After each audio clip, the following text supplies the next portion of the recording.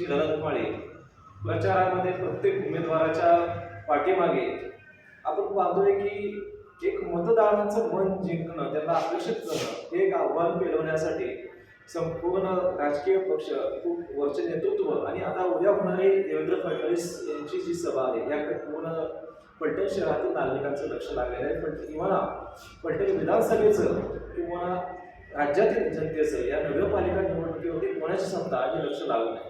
प्रभाग क्रमांक 1 हा फलटणमधील अतिशय संवेदनशील भाग आहे. या भागामध्ये आपण काही नागरिकांशी बोलणार आहोत. नमस्कार. नमस्कार. आपल्या पहिले सर्व युट्यूब चॅनलमध्ये तुमचं स्वागत आहे. काय नाव आहे आपलं? रवी पवार. रवी पवार. आपल्या दर्शकांना सांगाल या प्रभागामध्ये आता निवडणुकीची काय परिस्थिती आहे? या प्रभागामध्ये आता एक नंबर प्रभाग आता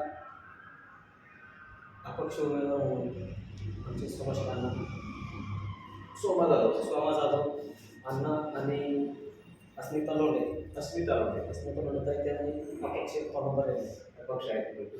आणि आमच्या प्रभागामध्ये नगराध्यक्ष म्हणून संशयदादा यांनी फॉर्म भरले. नगराध्यक्ष पदासाठी संशयदादा नाईक निंबाळकर यांना आपल्या प्रभागातून पाठिंबा आहे. तुम्ही काय व्यवसाय करता? माझा किराणा स्टोर किंवा सुरू आहे. काय सांगा या नगरपालिका निवडणुकीच्या अनुषंगाने ज्या मूलभूत सुविधा आहेत त्या पूर्ण आहेत काय? हो, सगळ्या सुविधा आम्हाला पूर्ण आहेत. हो, अण्णांनी कुठलंही जात पात न बघता प्रत्येकाला सर्व सोयीसुविधा दिली. सोयीसुविधामध्ये विकास कामे म्हणतात की काही लोक म्हणतात की विकास कामे तुमच्या समाजाकडे झाली नाही. प्रभाग क्रमांक 1 मध्ये मी त्यांना सांगू इच्छितो की प्रभाग क्रमांक 1 मध्ये आपल्या इथे पाण्याची टाकी बांधली. आपल्या प्रभाग क्रमांक 1 साठी फक्त प्रभाग क्रमांक 1 साठी पिण्याची टाकी मोठी बांधली, स्पेशली सेपरेट बांधलेली. आणि मुलांसाठी तालीम आहे, जिम आहे, ह्याला विकास म्हणतात. जिम म्हणतात विकास म्हणजे काय? जिम बांधलेले, व्यायामशाळा बांधलेले, तालीम बांधलेले, पिण्याचे पाण्याची टाकी बांधलेले, मंदिराचे सभा मंडपांचे काम झालेले, प्लेइंग फ्लॉवर ब्लॉक झालेले, रस्ते झालेले, गटरे झालेले, प्रत्येक घरासमोर लाईटचे पोल आहेत, त्यांना लाईट आहेत, हॅलोजन आहेत. इतक्या मोठ्या प्रमाणात काम केलेले आहेत की कुठं आपण दाखवू शकत नाही की ते जागा शिल्लक आहेत आणि काम केलेलं नाही. वाचनालय बांधलेलं आहे मंदिर शेजारी. बहुतेक शौचालय तर सांगू नका, प्रत्येक एक 10-12 घरासाठी एक शौचालय बांधलेले आहे.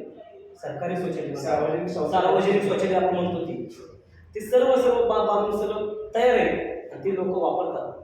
मग यंदाची निवडणूक आपण जर बघितली तर नेमकं प्रचारासाठी नेमकं कुठले मुद्दे अण्णा जे आहेत हे लोकांपर्यंत कुठले प्रचारासाठी मुद्दे वापरतायत? आता आम्हाला अजून नवीन टेक्नॉलॉजी समाजपेठ मोठी करायची.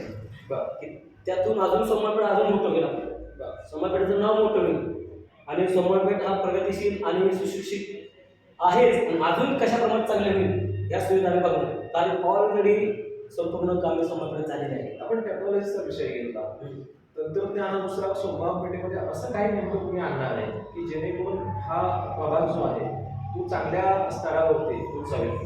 आता आमच्या इथे म्हणजे आता जी मुलं आता शिक्षण घेतले त्यांच्यासाठी नोकरीची सोय म्हणते ते आमची इथं आणण्यात आता ती राबवणार आहे की प्रत्येक घरातले एक मुलं तरी कामाला लावलीच पाहिजे.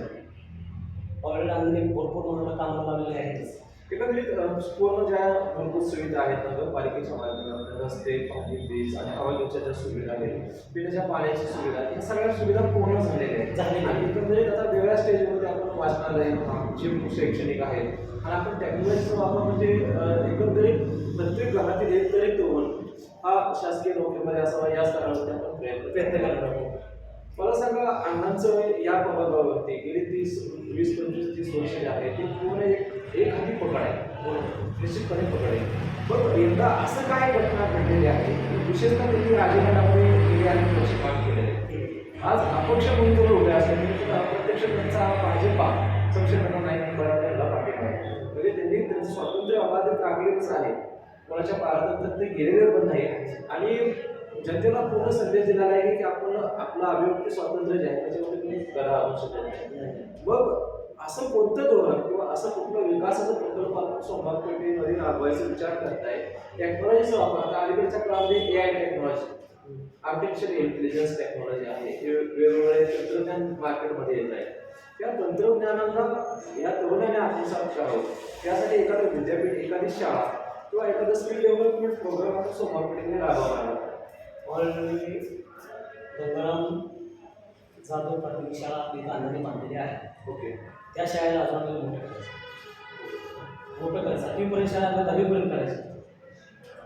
तिथं विनामूल्य तिथं मुलं शिक्षण देतील.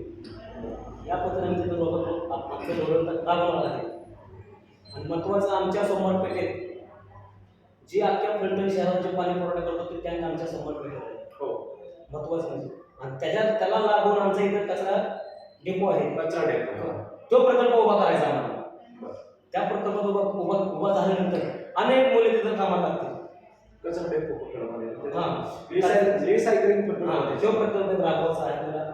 आणि त्या प्रकल्प राबवण्यासाठी आम्हाला संशोधनाला हा नगराध्यक्ष म्हणून आम्ही निवडणार आहे.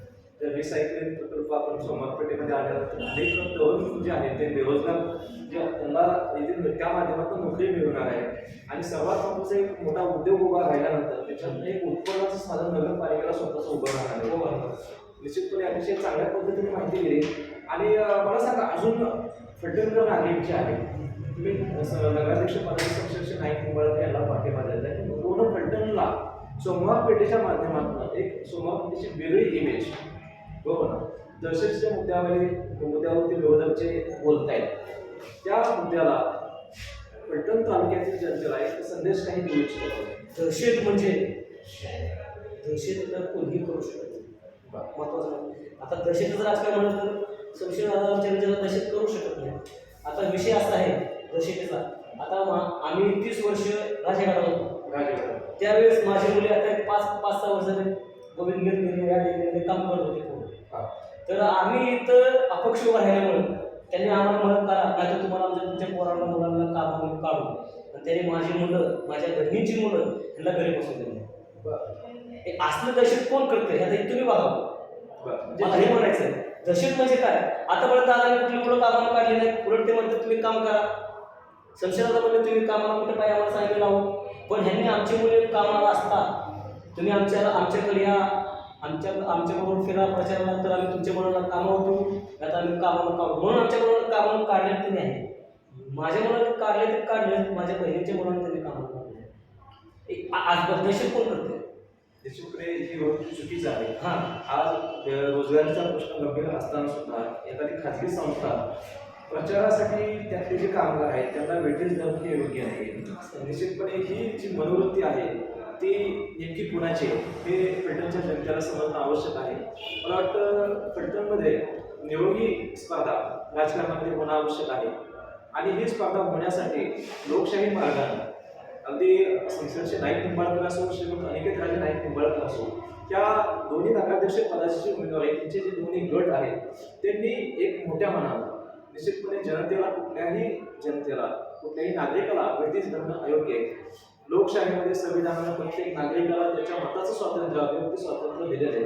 आणि त्याच्या अभिव्यक्ती स्वातंत्र्यावरती मताच्या अधिकारावरती जर आपण गदा आणणार असाल अशा वेगवेगळ्या पद्धतीने तर ते निश्चितपणे फलटणच्या विकासाला खीळ घालणार आहे असं मला वाटतं. आपण आपल्या यूट्यूब चॅनलशी बोललात.